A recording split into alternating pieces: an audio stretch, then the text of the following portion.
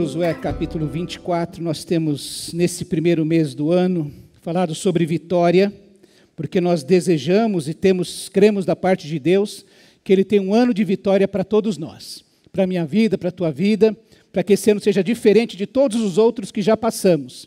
E nós fomos aprendendo algumas coisas, algumas lições do livro de Josué durante o mês de janeiro, desde a ordem que Deus deu a Josué para ser forte e corajoso, até o momento em que ele entregou nas mãos do povo as cidades que ele havia determinado.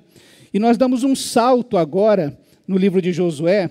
Seria tão interessante a gente poder passar por todas as histórias que foram registradas no livro de Josué para chegarmos até aqui. Nós estamos no fim da vida de Josué. Provavelmente ele liderou o povo durante 25 anos depois que Moisés faleceu.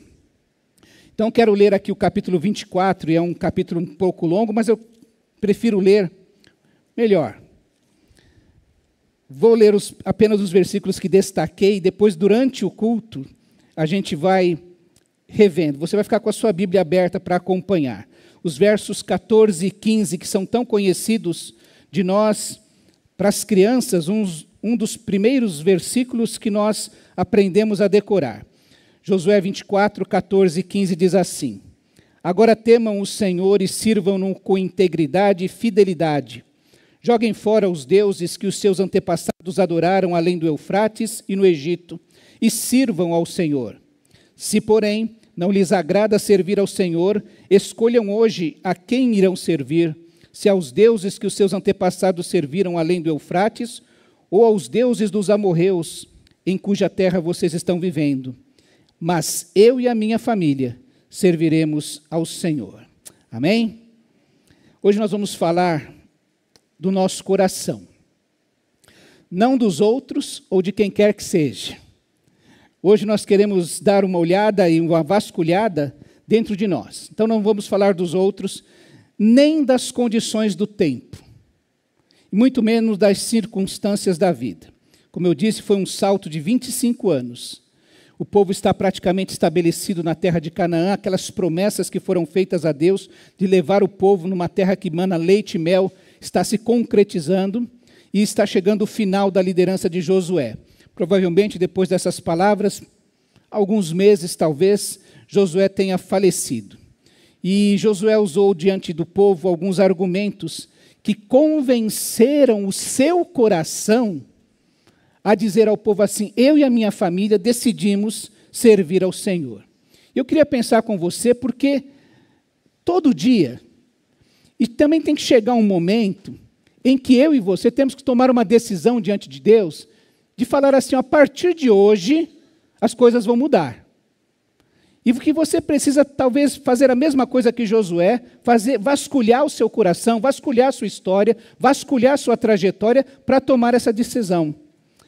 O que convenceu Josué a servir somente ao Senhor e a manter-se fiel na sua liderança, durante aquele período de sua liderança?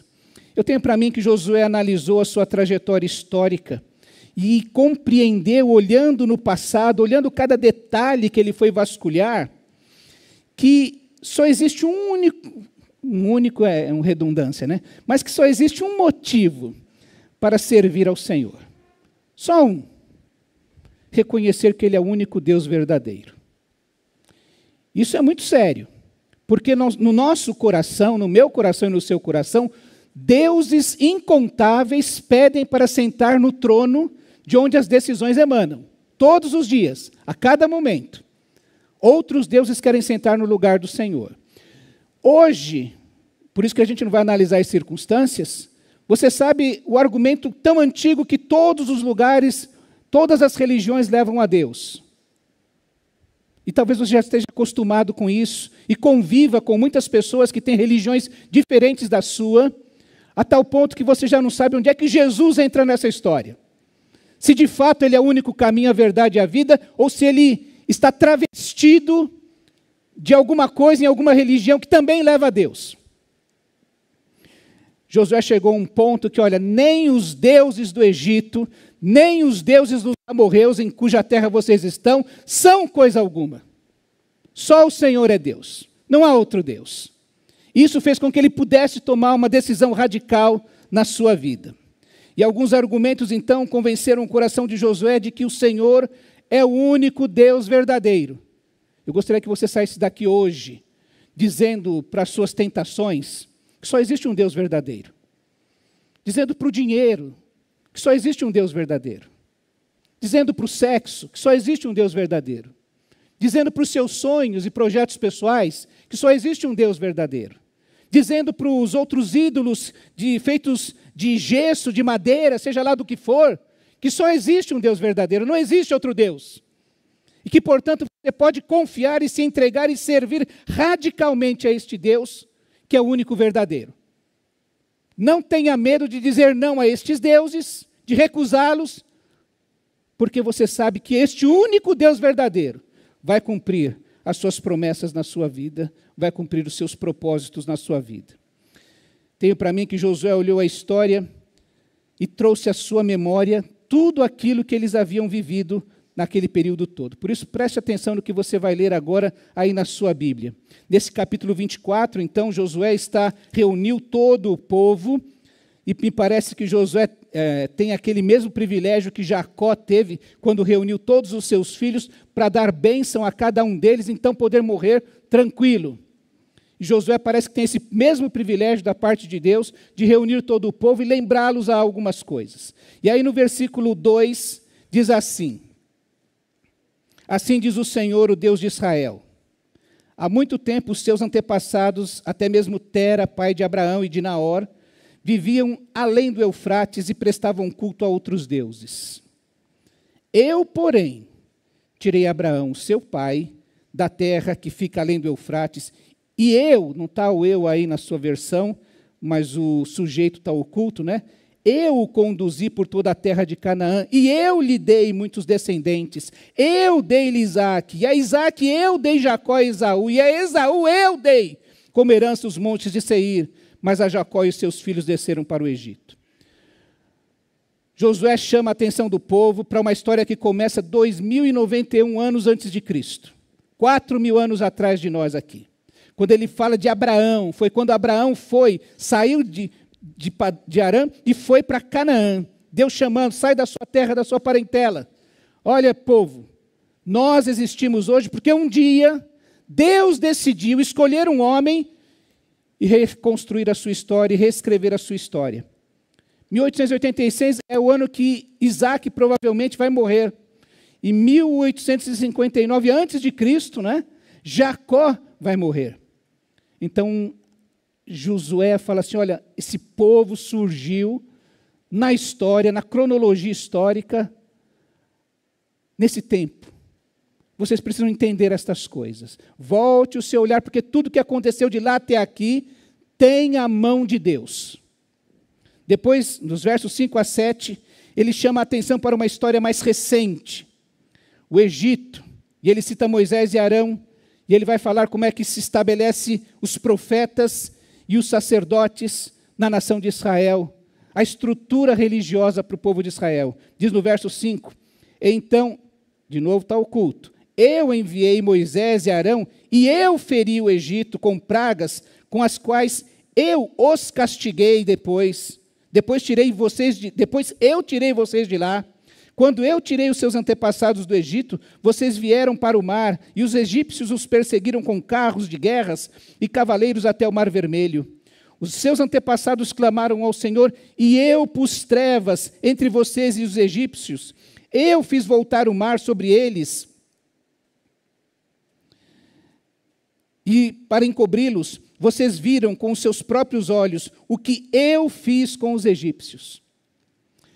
Abraão cita então aquela história mais remota, cita essa história mais presente, já de 1446 mais ou menos, que acontece o êxodo e a travessia do Mar Vermelho. E mais recente na história do povo, ainda era fresco na memória do povo, 1406 mais ou menos, morre Moisés. E de novo, Josué está falando, olha, lembrem dessa história lá no começo, quando surgiu a nossa nação, quando surgiu o nosso pai Abraão, Deus tinha a história na mão. Lembra daquilo que nós vivemos, vocês ouviram de seus pais, vamos lembrar que esse povo que está chegando nesse momento, É o povo que nasceu no deserto. Eles não saíram do Egito. A geração que saiu do Egito morreu no deserto, porque foi incrédula. Mas deve ter ouvido muito pai e avô contar o que aconteceu, como era o Egito e como foi a travessia do Mar Vermelho. E havia ainda Calebe e Josué de toda aquela geração, sendo testemunhas vivas de tudo aquilo que havia acontecido. Mas então Josué fala, olha, lembrem de tudo aquilo que Deus fez e que vocês ouviram claramente seus pais falarem para vocês. E agora nós estamos no final desta história, quando Josué vai falar de Canaã. Como eles chegaram até aquele momento. Dos versos 8 a 13 diz assim, depois disso vocês viveram no deserto por muito tempo. O verso 8 diz assim, eu os trouxe para a terra dos amorreus que viviam a leste do Jordão. Eles lutaram contra vocês, mas eu os entreguei nas suas mãos.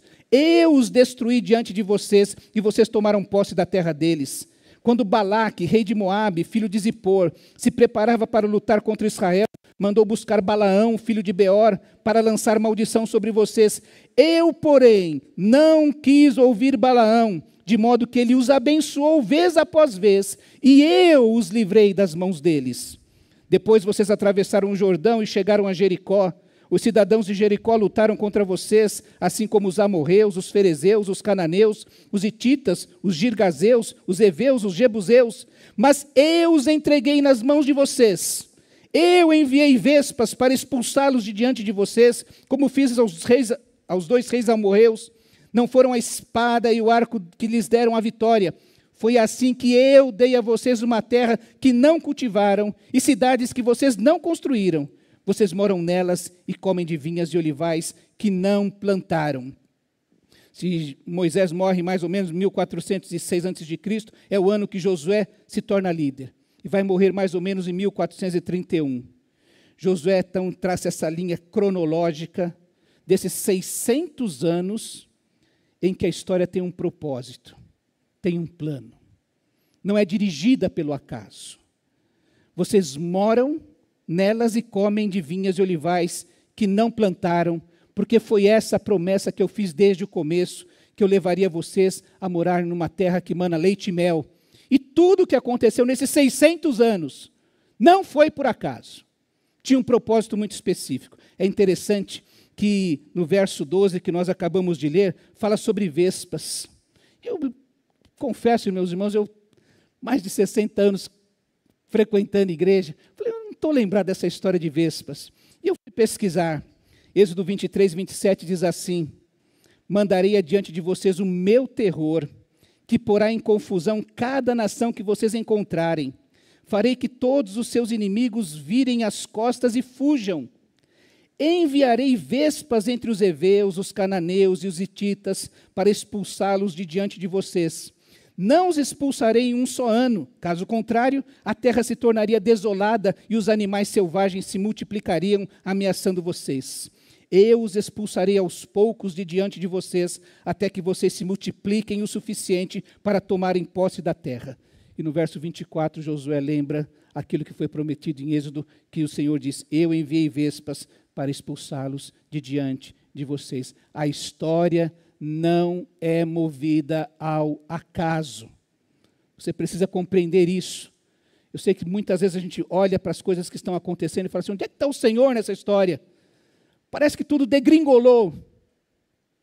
E Josué está mostrando mais uma vez. A gente precisa tirar 2 lições dessa história toda que Josué começa a rememorar para o povo. Deus é soberano. Não existe outro Deus. Ele é Senhor de todas as coisas. E quando nós, o seu povo, ansiamos pela sua ação, podemos ansiar pela ação soberana de Deus. Ele faz aquilo que ninguém mais pode fazer, ele faz aquilo que ele deseja fazer, porque ele é o soberano de todas as coisas. E por ser o soberano de todas as coisas, ele é o Senhor da história. É o Senhor que conduz a história. O salmista diz que o nosso Deus é como um guarda, uma sentinela, que jamais cochila, ele jamais é pego de surpresa. A gente se assusta com o destino das pessoas, com aquilo que alcança a nossa vida, com as coisas que acontecem, que não acontecem do jeito que a gente gostaria, a gente planeja tanto, se organiza tanto, e quando vê as coisas fogem ao nosso controle. Todos nós aqui temos pago, ou temos tentado pagar assistência médica, melhorar a saúde, para ver se chegamos aos 120 anos com saúde, né? Fazendo maratona, e essas coisas fogem ao nosso controle. A gente pensava em ter uma dúzia de filhos, todos bonitos e garbosos e vitoriosos, e não tivemos. Todos nós aqui gostaríamos de ganhar 5 vezes mais do que ganhamos, os aposentados especialmente, não é? E não é assim que a coisa acontece. Foge ao nosso controle, mas o nosso Deus continua sendo um Senhor soberano e Senhor da história. Ele sabe, inclusive, da frustração que toma conta do nosso coração e das vontades que nós temos de reclamar diante dele de que ele não fez aquilo que nós gostaríamos que ele fizesse. Josué voltou no seu relato histórico até Abraão, para dizer àquele povo que quando surgiu o povo hebreu, quando surgiram os israelitas, Deus estava lá. E desde aquele instante, Deus tem conduzido a história do povo até trazer ali. Começa em Abraão, o patriarca do povo hebreu, e como Deus o separou com um propósito, apesar, e ele conduziu essa história, apesar, meus irmãos, das lambanças que Abraão vai fazendo durante a sua vida. Apesar das lambanças que Jacó fez na sua vida, na sua trajetória. E apesar das lambanças que o povo de Israel, os israelitas fizeram até aquele instante da história. A história não escapou das mãos de Deus, ela não foi levada de qualquer maneira. Eu quero lembrar a você que nós também temos uma história com o Senhor, o único Deus verdadeiro. E ela não remonta até Abraão, ela remonta até Adão. É por isso que é bom ler a Bíblia, porque a Bíblia vai nos mostrar onde é que começa essa história. Se você crê em Deus, e se você tem fé em Deus, você é um descendente de Abraão. E Abraão está ligado com esse Adão, de onde surgiram todas as pessoas da terra. E aqui é aquela história que a gente lembrou, daquela frase tão popular: eu não estava no Éden e herdei a culpa. Mas eu também não estava na cruz e herdei a graça. Nós somos herdeiros da graça de um Deus que conduz esta história. E que naquele instante, lá no Éden, quando aquele primeiro casal pecou e se rebelou contra Deus, já resolveu essa questão. E desde aquele instante tem conduzido esta história. É Ele que nos leva, desde aquele instante promete o descendente da mulher. E toda esta história tem sido conduzida para chegar até aquela cruz. E toda a história depois da cruz tem sido conduzida por Deus. Há um Senhor que conduz a história. Há um Senhor a ser obedecido. Há um Senhor a ser honrado pela nossa vida. Hoje pode parecer sem sentido muitas coisas que acontecem em nossa vida. Mas conte ao seu coração, meu querido irmão, minha querida irmã, o que o Senhor fez por você. Desde os seus antepassados até aqui. Volte à sua história. Aquela famosa, eu não sei onde eu estaria. Tem uma música tão bonita que a gente canta, né? Que eu não sei onde eu estaria se não fosse a cruz. Onde é que você estaria se não fosse a cruz? Talvez você estivesse num ensaio de escola de samba agora, está tendo muitos nesse momento, não é? Talvez você estivesse num show que lota estádios, talvez estivesse num estádio de futebol nesse momento, talvez estivesse dormindo em casa, esperando chegar segunda-feira para ganhar o seu dinheiro. Mas a cruz entrou no teu caminho. E você não pode mais ser o mesmo. Você não pode mais levar a sua vida da mesma maneira. Ouça a voz do Espírito de Deus a dizer-lhe assim: seja forte e corajoso em temer ao Senhor e servi-lo com fidelidade e integridade, que é o que Josué vai falar para esse povo. Servir ao Senhor, meu irmão, é consagrar a sua vida ao Senhor. Veja que no verso 31 do capítulo 24, diz que Israel serviu ao Senhor durante toda a vida de Josué. Quando Josué fala para esse povo assim, eu e a minha casa vamos servir ao Senhor, ele está falando de uma decisão que ele tomou. Ele teve a oportunidade de ir junto com os outros espias, achando que Deus não seria poderoso para cumprir a sua promessa de colocar o povo dentro da terra de Canaã. Mas Josué tomou uma decisão no coração de servir ao Senhor, de consagrar a sua vida ao Senhor. E o que ele fez para chegar a este momento? Terminando a sua carreira, guardando a fé, foi que ele consagrou sua vida ao Senhor.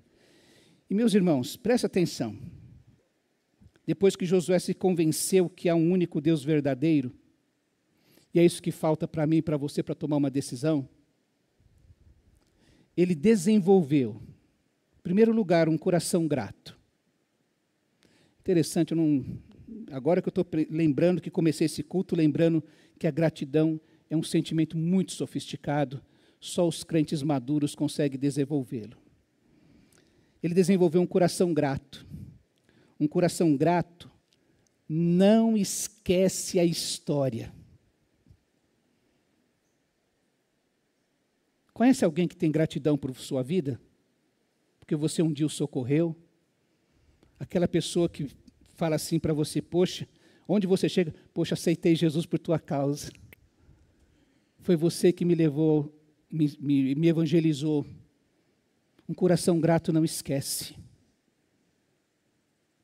Filhos gratos não esquecem. Marido grato não esquece. Esposa grata não esquece. E um crente que consegue desenvolver e compreender que precisa dar uma resposta de gratidão a Deus, ou que não precisa nem que precisa dar, mas quando ele compreende o quanto ele recebeu, ele conclui que eu só posso dar esse tipo de resposta. Como você também faz de vez em quando assim, pelo amor de Deus, fulano, ele me cuidou tanto de mim que eu não posso deixar de fazer isso. Conheço tanta gente que fala assim, nos momentos mais difíceis, especialmente nos lutos, não é? nos velórios, aquelas pessoas, não, eu vim de longe, abri mão do serviço, porque eu precisava estar aqui, eu não posso deixar de estar ao lado dessa pessoa nesse momento. E Josué desenvolveu um coração grato, porque ele não esqueceu de tudo que o Senhor fez. Desde tirá-los do Egito, até de prepará-lo para suceder Moisés. A decisão de servir ao Senhor foi baseada na narrativa da ação de Deus, agindo em todo o tempo. Josué não olha só para a sua vida, para o seu umbigo, para hoje, final de mês, ainda falta alguns dias para acabar o mês, a gente fala, né, acabou o dinheiro e o mês continuou. E aí você fala assim, meu Deus, está tudo errado. Ele não baseou o seu olhar nisso. Ele foi buscar lá no passado o que Deus fez pelo povo de Israel. E todas as lutas presentes para Josué não têm importância. Ele descobriu que Deus vinha agindo em todo o tempo, e não na percepção imediata humana, que só enxerga Deus agindo hoje. Aí quando chove, bem na hora de sair de casa, você pragueja. Quando tem aquele mês difícil, você pragueja. Não. Quando nós consagramos nossa vida ao Senhor, nós desenvolvemos um coração grato. Eu não sei onde estaria se não fosse a cruz. Desde aquele dia. E eu dou graças a Deus porque um dia prouve a Deus lá no Éden, naquele tempo que a gente não sabe nem contar quanto tempo atrás. Ele olhou e falou assim, eu vou mandar um descendente da mulher para esmagar a cabeça dessa serpente. E quando Jesus foi orar pelos seus discípulos, orou assim, Pai, eu não peço só por estes que estão aqui comigo, ceando comigo, eu peço por aqueles que hão de crer. Jesus olhava e enxergava você e a mim. É aquele cântico tão bonito que diz que ele pensava em ti, pensava em mim, pensava em nós, quando orava pedindo ao Pai. Um coração grato, meu irmão. Não esquece do que Deus fez. Josué também desenvolveu um coração sábio. E um coração sábio considera a história. A decisão de servir ao Senhor foi baseada na presença do Senhor em todo o tempo. e não na capacidade de Deus de evitar problemas.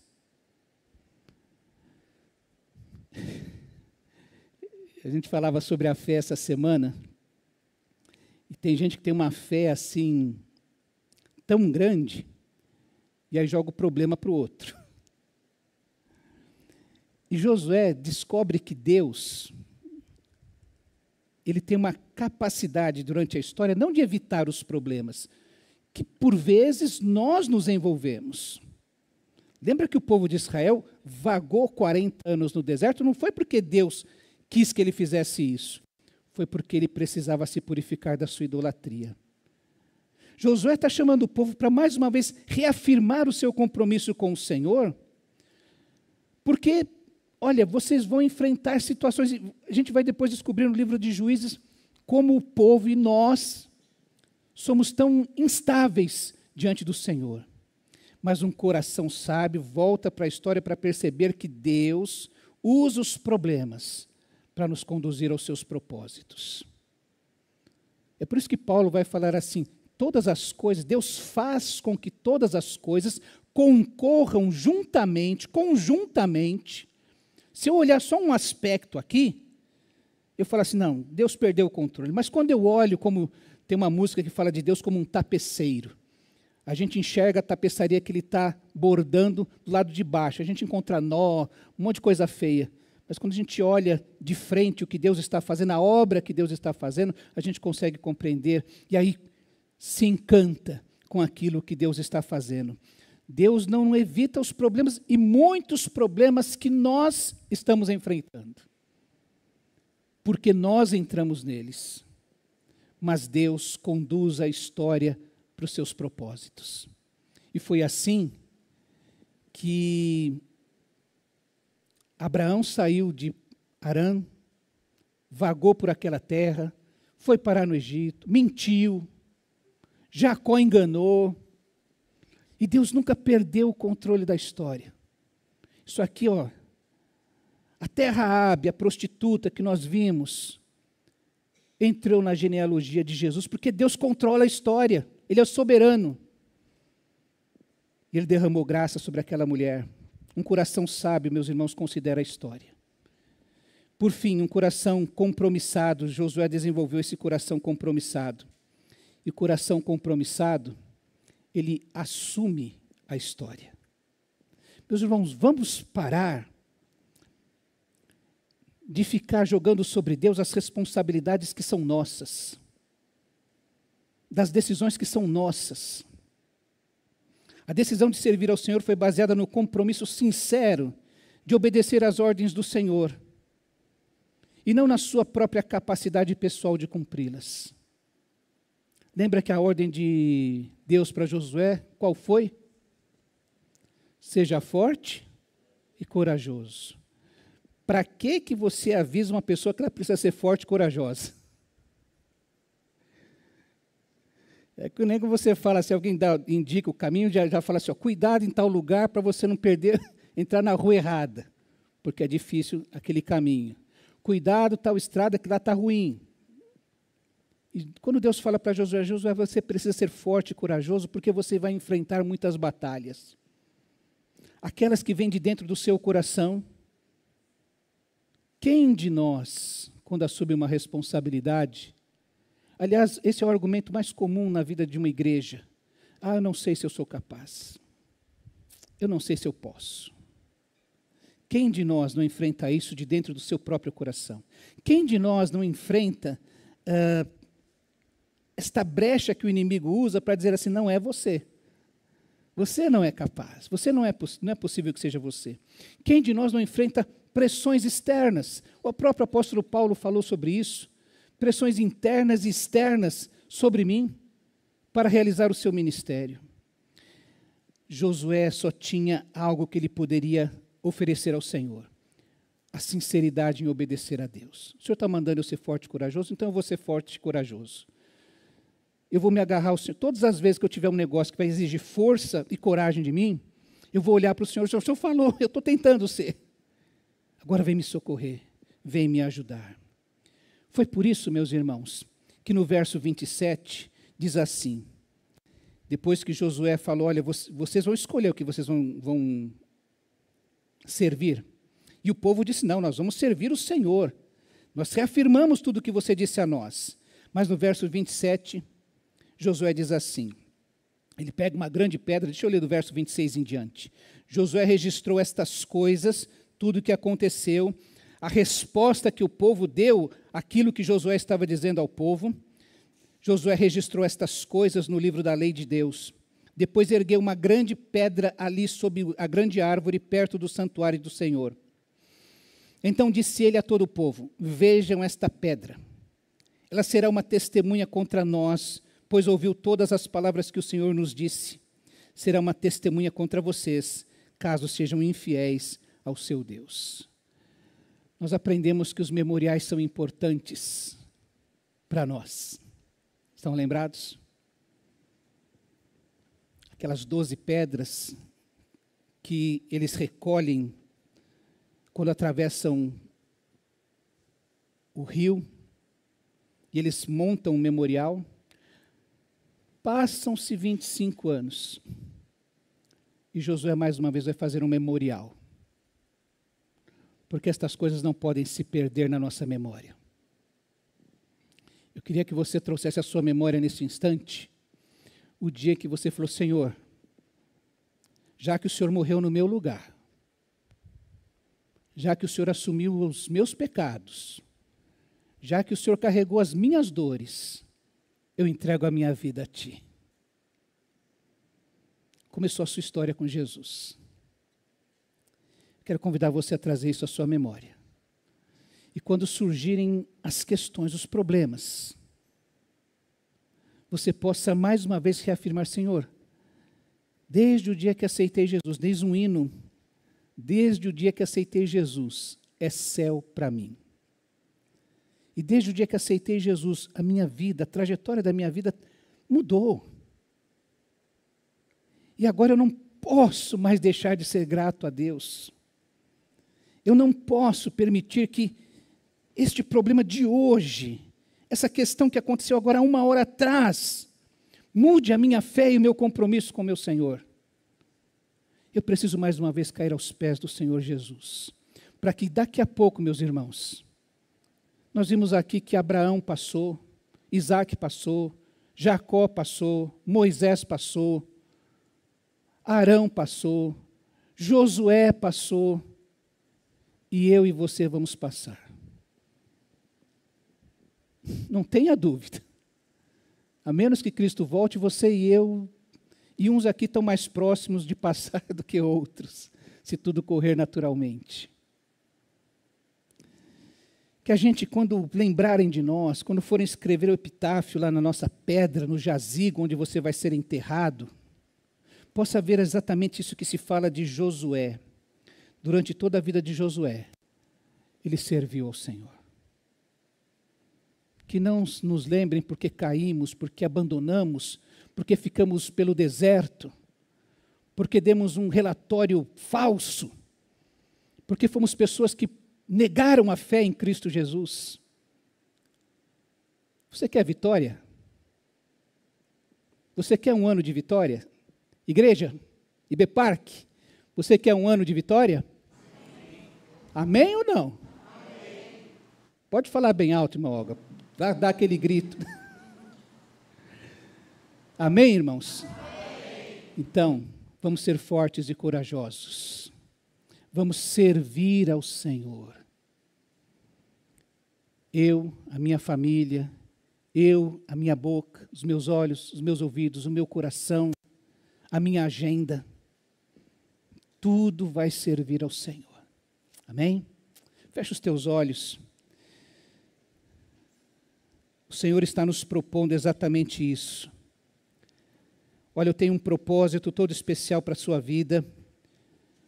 Eu quero levar você a uma terra que emana leite e mel.